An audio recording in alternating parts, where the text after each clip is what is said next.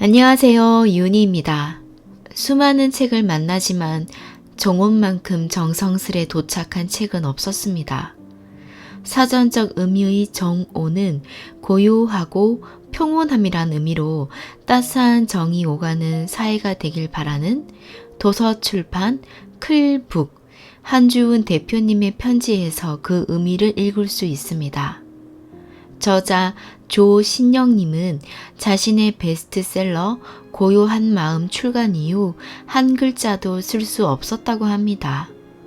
60만 부가 팔린 경청을 비롯하여 무려 11권의 책을 내었으나 항망한 마음을 감출 길 없어 누구에게도 보여주지 않는 습작으로 돌아가 하루에 1만 자씩 쓰고 1만 보를 걸었다고 합니다. 자신을 찾는 것은 시 만들어지는 것이 아닙니다. 저도 자신을 찾고 싶어서 고민하다가 정온을 찾게 되었습니다. 책에서는 조심히 묻습니다. 너 괜찮아? 이 순간 저 역시 조심스럽게 묻고 싶습니다. 몸과 마음 괜찮으세요? 만약 당신이 빙긋 웃으며 견딜만 하다고 이야기하신다면 저는 다시 이렇게 말할 것입니다. 저는 괜찮지 않아요. 예상치 못한 힘듦이 아직 저를 짓눌러요. 여전히 외롭고 괴롭고 혼란스럽습니다. 괜찮지 않은데 괜찮은 척, 씩씩한 척 하지 않으셔도 됩니다. 모든 고통은 시간이 지나면 해결해 준다고 하지요. 실상은 시간이 치유하는 것이 아니라 한 걸음 더 성장한 저와 따뜻한 용기를 내는 당신이 해결하는 것입니다. 그러니 지금 흔들린다고 해서 부끄러워하거나 숨을 필요 없습니다. 책의 표지에는 조심스럽게 오티움 쿰 디그니타테가 적혀져 있습니다. 라틴어로 위엄으로 가득한 평온 혹은 배움으로 충실한 휴식입니다. 위엄으로 가득하며 배움으로 충실한 휴식은 괜찮지 않다고 말할 때, 민낯으로 스스로를 품을 때 가능한 것입니다. 이번 주말은 오티움 쿰 디그니타테를 충분히 느끼셨으면 좋겠습니다. 괜찮지 않은 것이 너무 당연합니다. 오늘은 그대에게 이 말을 꼭 전해주고 싶었습니다. 제가 힘들 때 이렇게 위로해 주셔서 감사합니다. 기운 냅시다 우리. 술은 좀 먹어도 되고 가끔 이따금씩 우울해도 괜찮아요. 혼자서 버티는 시간이 부디 외롭지 않기를, 부디 가끔은 제가 친구가 될 수도 있기를. 감사합니다. 저는 언제나 위로를 전해드리고 싶었는데 이렇게 위로를 받았습니다. 정말 감사합니다. 그럼 정온의 주인공과 줄거리를 소개하며 몇 가지 장면을 낭독하겠습니다. 정온의 주인공은 고 요한이며 교사입니다. 아버지는 췌장암으로 돌아가셨고 어머니에 대한 상처가 있는 인물입니다. 그에게는 아버지가 남겨주신 반지가 있었는데 반지 안에 적힌 문장 이 또한 지나가리라 해서 영감을 얻어 소설을 쓰고 있습니다. 26쪽 읽어드릴게요. 수업을 모두 마친 요한은 아이들이 떠들썩하게 오가는 복도를 지나 교무실로 향했다. 백작쌤, 요한보다 키가 훨씬 큰 남학생이 그를 아래로 내려다보았다. 이런, 너 눈이 왜 그래? 학생 눈동자가 빨갛게 충혈되어 흔들리고 있었다. 안윤수. 아버지는 국내 최고 대기업에서 고속 승진을 거듭한 중력이고 어머니는 텔레비전에 자주 출연하는 심리학자이자 베스트셀러 작가다. 전교 석차, 1, 2등을 다투는 학생, 다루지 못하는 악기가 없고 수업 시간에 예리한 질문을 잘 던져 교사들 진땀을 빼게 하는 악동이기도 하다. 교사들은 윤수를 보면 녀석이 건방지다는 둥, 눈에 뵈는 게 없다는 둥, 인성 교육이 전혀 안 되었다는 둥, 비난에 열을 올렸다. 윤수 엄마가 학교에 나타나면 굽실거리느라 바빴지만 요한은 윤수가 껄끄럽지 않았다. 왠지 동질감이 느껴지기도 하고 반항적 기질도 패기로 보여 정을 느끼던 터였다. 윤수 또한 요한에게만큼은 한 번씩 틈을 보여주곤 했다. 두 사람은 빈 교실로 갔다. 창 너머로 보이는 하늘은 맑게 개었다. 초가을 파란 하늘에 탐스러운 뭉게구름이 까마득히 높게 떠 있었다. 구름이 천천히 모양을 바꾸었다. 윤수, 넌 몰골이 왜 그 모양이냐? 새벽에 보낸 카톡은 뭐야? 기가 꺾인 듯한 윤수 모습에 신경이 곤두섰다. 그냥요. 며칠 전 쌤이 영어 듣기 숙제로 내주셨던 다큐멘터리요. 그거 이상하게 끌리던걸요? 벌써 몇 번을 봤는지 셀 수도 없는데 그거 보고 고민하다 보니 나도 모르게 꼴이 이 모양이네요. 다큐멘터리? 하얀 강야? 레밍 한 마리가 먹이를 찾아 뛰기 시작하면 다른 레밍들도 따라 뛰어요. 셀 수도 없이 많은 레밍의 무리가 영문도 모른 채 미친 듯이 달리다가 결국 절벽 끝에서 줄줄이 바다로 떨어지는 장면이 충격적이었어요. 멈추지 못하고 떨어져 죽다니. 책상만 한참을 내려다보던 윤수가 무거운 입술을 뗐다. 그냥 허무해요. 긴 침묵이 한동안 다시 흘렀다.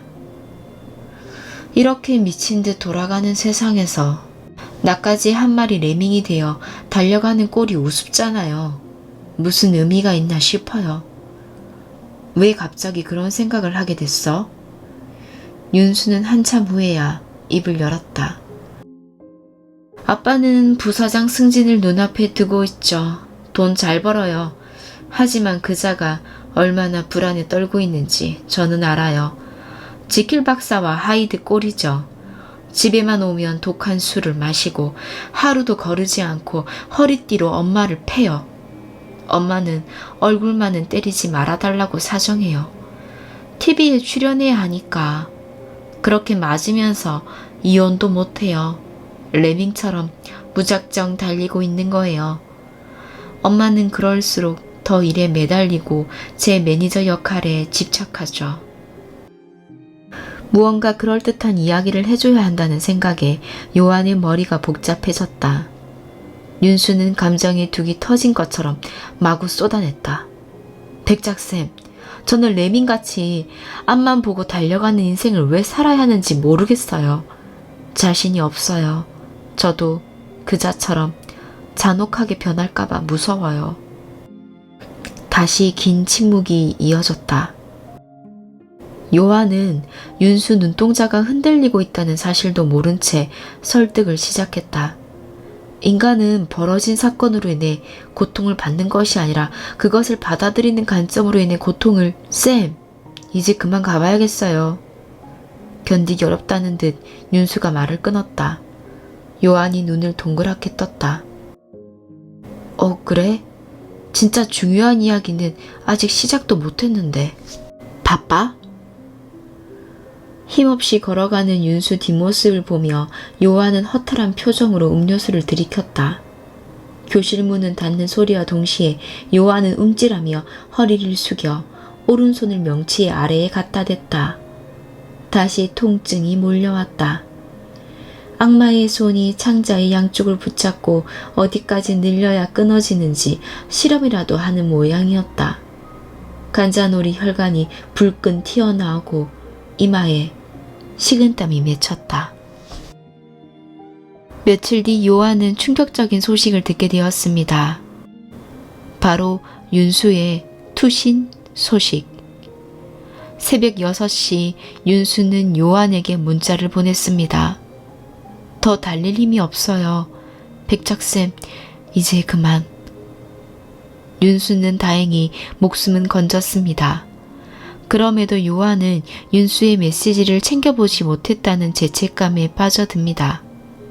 마지막으로 윤수의 연락을 받은 사람이 요한이었기에 경찰서에서 조사를 받다가 쓰러지게 됩니다. 사식 9쪽입니다. 가늘게 눈을 떠보았다. 격한 흔들림 가운데 규칙적으로 나타나는 밝은 조명들. 소파는 어딘가를 향해 빠른 속도로 굴러가고 있었다. 요한은 고개를 돌려 주위를 살피려 했지만 무언가 강한 힘이 머리를 짓누르고 있음을 깨달았다. 묶여있어. 커다란 포성에 고막이 나간 사람처럼 요한의 귀에 소리가 규칙적으로 들렸다. 막히기를 반복했다. 요한은 아무 소리라도 내보려 했었지만 입에 묵직한 것이 물려있어 소리를 낼 수 없었다. 졸음이 밀려들었다. 응급실 문을 열어, 더 활짝! 남자가 가쁜 호흡으로 내뱉는 소리에 귀가 들렸다. 응급실? 양손에 힘을 주어 보았다. 묶여있다. 다리도 마찬가지다. 졸음이 몰려왔다. 달콤했다. 소용돌이에 휘말리듯 요한은 깊은 잠에 빠져들었다. 암세포의 공격은 무서웠다. 하루가 다르게 모습이 달라져 갔다. 피부는 점점 검푸르게 변했고 광대뼈는 툭 튀어나왔다. 볼은 홀쭉해서 얼굴이기보다 해골에 가죽을 씌워놓은 듯한 모습이었다. 검버섯이 잔뜩 피어오른 이마를 찌푸리며 요한의 아빠가 말했다. 성경에는 2명의 요한이 있어. 예수가 이 땅에 오기 전 그를 소개하는 인물로 등장하는 세례 요한. 또 한 명은 예수가 사랑했던 사도 요한이야. 네 이름에는 이 2 요한이 모두 들어있단다. 아빠는 그날부터 손톱이 빠지기 시작했다. 머리카락이 한 움큼씩 빠져 하루에도 몇 번씩 침대 청소를 해야 했다. 고요할 요, 우아하고 품이 있을 한. 우아하고 품이 있는 삶은 고요한 마음으로부터 오는 거야. 네 이름 석자를 연달아 부르며 아빠는 얼마나 좋던지.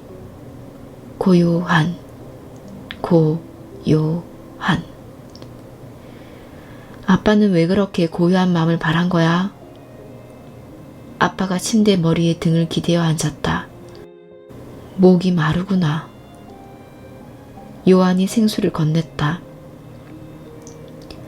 J.R. 톨킨과 C.S. 루이스가 아빠 전공이라는 건 너도 잘 알고 있지? 아빠는 그들 작품에 공통으로 등장하는 반지에 특별한 힘에 관심이 많았어. 그는 손가락에서 반지를 빼 요한에게 보여주었다. 이미 손가락은 바짝 말라 반지가 걸쳐있는 상태였다. 여기 반지의 안쪽을 보렴. 글씨가 새겨져 있지? 흘려서서 알아보기가 쉽진 않을 거야. This too shall pass away? This too shall pass away? 그래, 이 또한 지나가리라는 의미야. 반지에 얽힌 데모노들의 상상력은 이 문장에서 비롯했을 거라고 아빠는 생각해. 아빠가 전에도 한번 얘기해 준 적 있지? 다윗 왕이 지혜자들을 불러 자기 반지에 새겨 넣을 세상에서 가장 귀한 지혜의 문장을 뽑아오라고 지시했어. 걱정과 근심이 있을 땐 읽으면 영혼이 고요해지고 승리와 한의의 간격으로 벅차오를 때 읽으면 흥분이 가라앉으면서 평정심을 유지할 수 있는 지혜로운 문장을 찾아내라는 명령. 그 다음 이야기는 나도 알아. 요한은 힘겨워하는 아빠를 조금이라도 기분 좋게 해주려고 반지를 만지작거리며 말했다. 연구를 거듭했지만 어떤 결론도 내릴 수 없었어. 그래서 지혜롭기로 유명했던 솔로몬 왕자를 찾아갔지. 지혜자들의 이야기를 들은 솔로몬은 잠시 눈을 감고 생각에 잠긴 후에 말했어. 이렇게 새기라고. 이 또한 지나가리라. 아빠가 반지를 받아 다시 끼우려다 손가락이 부들부들 떨리자 결국 포기하고 손바닥에 꼭 쥐며 말했다. 아빠는 정말 알고 싶었어. 그게 대체 어떤 상태인지. 힘들고 어려울 때도 기쁘고 즐거울 때도 미동도 하지 않는 마음 상태란 어떤 것인지 알고 싶었어. 그래서 나도 반지에 이 문장을 새기고 평정심을 잃고 흔들릴 때마다 고요함을 구해왔단다. 목소리에 슬픔이 서려 있었다. 아빠는 여기까지가 한계의 모양이다. 깨달았다고 생각하면 어느새 마음이 얼룩지고 이제는 평온함에 도달했겠지 생각하면 어느새 저만치 달아나 있구나. 아빠는 코에 끼운 산소 공급장치를 어루만지며 몇 차례 장기침을 했다. 복부에 심한 통증이 오는 듯 상체를 구부린 채 어깨를 들썩이며 고통을 참아내고 있었다. 안 되겠어. 빨리 누워. 아빠 어서. 뼈만 남아 가늘어진 손목을 잡고 천천히 침상에 눕혔다. 속눈썹을 가늘게 떨던 아빠가 요한을 바라봤다. 아빠는 정말 알고 싶었다. 진정한 고요의 상태에 이르렀을 때 열리는 놀라운 세계를.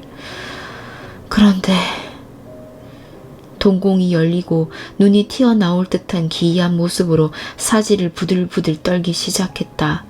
어린 요한은 간호사들이 있는 곳으로 뛰어갔다. 멀리서 달려오는 아이를 보고 상황을 짐작한 담당 간호사가 의사를 호출했다. 얼마나 깊이 잠들었던 것일까? 1시간? 10시간? 아니면 하루? 이틀? 여기가 어딜까? 요한은 용기를 내어 눈을 떴다. 어슴푸레한 빛이 스며들었다. 고개를 돌릴 수 있었다. 팔다리도 움직여 보았다. 움직일 수 있다. 그렇다면 나는 지금 병실에 누워있는 거다.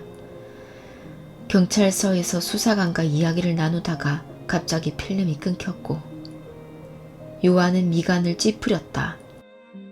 둘러봐도 시간을 짐작할 만한 단서가 없다. 팔뚝에는 링거가 꽂혀있고 수액이 뚝뚝 떨어지고 있다. 지금은 네가 죽음을 맞이하는 때야. 누가 영혼의 맨 밑바닥에서 외치는 소리가 들렸다. 네 아빠를 기억해봐. 갑자기 쓰러지고 나서 췌장암, 그리고 3개월. 너도 그 꼴이 된 거라고. 병실 밖 복도에서 두런두런 소리를 내며 사람들이 걸어오는 소리가 들렸다. 요한은 반사적으로 눈을 감고 잠든 척했다. 지금은 누구도 보고 싶지 않고 누구의 이야기도 듣고 싶지 않았다. 의료진이라면 더욱. 병원에서는 더 해드릴 수 있는 게 없군요. 댁으로 돌아가서 박사님이 드시고 싶다는 것을 마음껏 드시도록 해드리세요. 그날의 악몽, 비수같이 꽂혔던 의사의 말들. 천지가 무너져 내리고 세상의 모든 빛이 사라져버린 그날. 요한은 자신의 인생에 2번 다시 그런 경험은 없으리라 생각해왔다. 발걸음 소리가 살그머니 문을 열고 들어왔다. 담당 주치의인 모양이다. 누군가에게 병실을 인계하고 급히 떠나는 걸까? 두 사람이 소곤거리며 이야기를 나눠서 알아듣긴 어려웠지만 대충 그런 내용이었다. 담당인은 병실 구석에서 6개 침대에 누운 환자의 특성을 브리핑하고 있었다. 약 기운 탓일까? 잠수복을 입은 것처럼 몸이 묵직했다. 복부에 통증이 몰려와 요한은 새우처럼 몸을 웅크렸다. 숨을 깊게 몰아쉬는 그의 등 뒤로 두 사람의 이야기가 날아와 귀에 꽂혔다. 저 환자 젊은 사람이 안 됐어. 통증을 참으며 귀를 활짝 열어놓았다. 아까 말씀하셨던 그 환자요? 췌장암이야. 너무 늦은 거지. 얼마나? 여기저기서 환자와 보호자들이 숙면하는 거친 숨소리만 들려왔다. 요한은 온 힘을 다해 방 안의 모든 소리를 자신의 2 귀로 끌어당기고 있었다. 동공이 점점 커졌다. 글쎄, 길어야 2달? 더 빠를 수도 있고 먼 일이 언제 터질지 아무도 모르는 상태야. 발걸음이 점점 멀어졌다. 뚜벅, 뚜벅, 뚜벅. 먼 복도에서 들려오는 둘의 웃음소리. 저승사자의 웃음소리처럼 복도에 메아리 쳤다. 췌장암? 팬크리아틱? 요한의 귀에 윙윙거리는 기계음이 다시 들리기 시작했다. 요한은 아버지가 걸렸던 그 몹쓸 췌장암에 걸렸다는 사실을 깨달은 뒤 빠르게 신변을 정리하고 아버지가 말했던 절대적 고요, 정혼을 찾고자 그가 쓰던 소설의 배경인 초록강야, 몽골의 초원으로 떠나게 됩니다. 과연 그곳에서 그는 그토록 원하던 절대의 고요, 정혼을 찾을 수 있을까요? 이 책의 독자 후기를 소개하면서 마무리하겠습니다. 송은경님, 신기하게도 무거운 주제를 다루는데 책장을 쉽게 넘어갔다. 이렇게 빨리 읽어도 되나 스스로 고삐를 당겨야 했다. 작가의 대단한 필력. 이 책 속에는 많은 가치가 쏟아진다. 그래서 내가 중요하다고 생각하는 것보다 남들이 중요하다고 하니 그것을 쫓아, 혹은 트렌드를 쫓아 레밍처럼 무조건 달리는 사람들에게 자신을 돌아볼 수 있는 기회를 줄 것이다. 무엇보다 안개 속에 가려진 것 같이 느껴지는 가치에 대해 그림과 수치로 보여주니 눈이 밝아지는 느낌이었다. 나에게도 너무나 필요한 이야기였지만 내 아이들이 늦기 전에 이 책에서 말하는 것을 빨리 깨닫게 되길 바라면서 이번 주말 정혼에 대해 함께 이야기 나누고 싶다. 박시은님, 고요해지면 맑아진다. 맑아지면 밝아진다. 밝아지면 비로소 볼 수 있다. 누군가는 그럴 시간이 여유가 없다고 투덜댄다. 앞만 보고 뛰어가기도 바쁜 세상에서 한가한 소리라 빈정될 수도 있다. 그 마음들은 불편하다. 무언가를 잃어버렸지만 무엇인지 몰라 생각을 막고 얼굴을 돌리는 마음들. 불안한 마음을 형벌처럼 짊어지고 서둘러 오늘을 살아간다. 누군가의 인정을 받기 위해, 혹은 이유도 모른 채 하루하루를 힘겹게 달리고 있을 당신. 지금이야말로 진짜 나를 찾아 나서야 할 때이다. 내 안의 고요. 정혼을 만나야 할 시간이다.